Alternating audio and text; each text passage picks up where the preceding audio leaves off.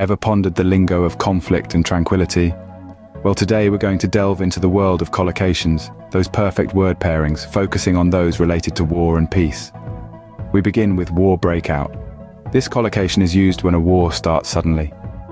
For instance, when the war broke out, the citizens had little time to prepare. Next, there's war is declared. It's used when a nation or leader formally announces a state of war. For instance, the moment war was declared, the atmosphere turned tense, moving on to go to war. This is used when a country decides to enter a conflict. For example, the country decided to go to war to protect its interests. Then we have to fight a war. This is used when engaging in a conflict. For example, they had to fight a war on multiple fronts. Our next collocation is to join the army, used when someone enlists in the military. An example would be, after graduation, he chose to join the army. Now, to avert war. This is used when actions are taken to prevent a conflict. For instance, diplomatic talks were held to avert war. Let's discuss the horrors of war, used to describe the terrible effects and experiences of war. For instance, no movie can truly capture the horrors of war. Moving on to minor incidents. These are small events that may lead to larger conflicts. For example, the minor incidents at the border escalated tensions between the two countries. Next up, fierce fighting.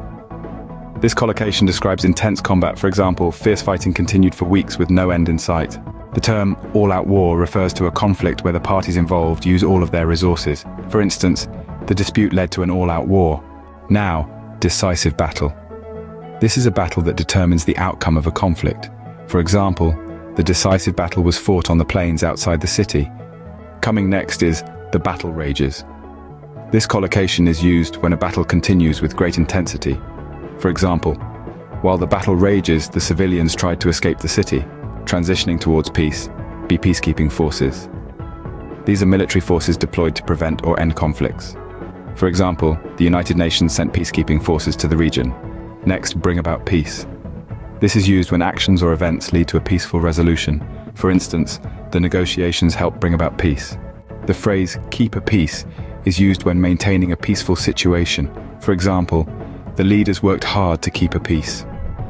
Now, negotiate a peace agreement. This collocation is used when parties discuss terms to end a conflict.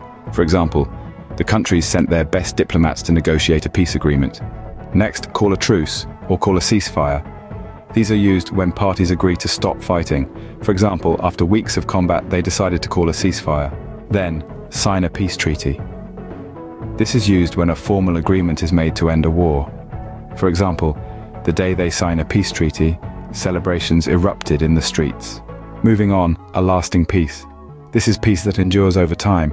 For instance, the treaty resulted in a lasting peace between the nations. Next, peace activist. This is a person who advocates for peace. For example, the peace activist dedicated her life to promoting non-violence.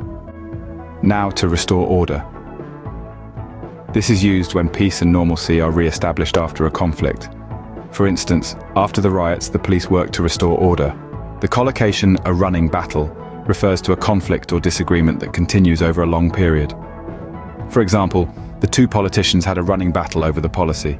Next, put up a heroic fight against. This is used when someone resists bravely. For instance, despite being outnumbered, they put up a heroic fight against the invaders. Lastly, offer resistance. This is used when someone or something opposes or fights back. For instance, the citizens offered resistance when the enemy forces invaded. So, there you have it. 25 collocations related to war and peace. Understanding these collocations not only enriches your vocabulary, but also offers you a deeper insight into the language of conflict and tranquility. Remember, words are the most powerful tool we have for expressing our thoughts, feelings, and ideas, so wield them wisely.